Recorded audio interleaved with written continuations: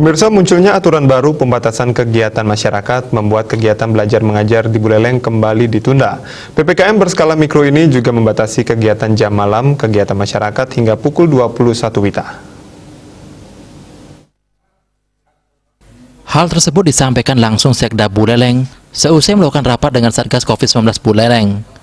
Munculnya instruksi Mendagri nomor 3 tahun 2021 membuat sejumlah agenda yang sudah direncanakan ditunda. Salah satunya adalah kegiatan belajar mengajar. Dinas Pendidikan Buleleng juga sebelumnya sudah sempat melakukan simulasi kegiatan belajar. Menyikapi kondisi ini, pihaknya kembali menginstruksikan kepada Dinas Pendidikan Kabupaten Buleleng untuk menunda seluruh kegiatan pembelajaran dan seluruh kegiatan pembelajaran diarahkan secara daring.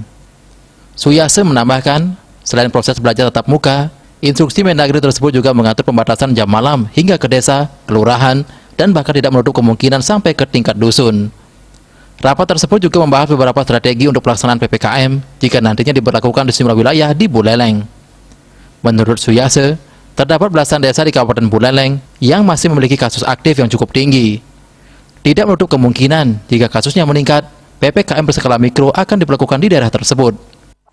Kalau kita kan mungkin di kelurahan ada RT, kita punya lingkungan di atas itu.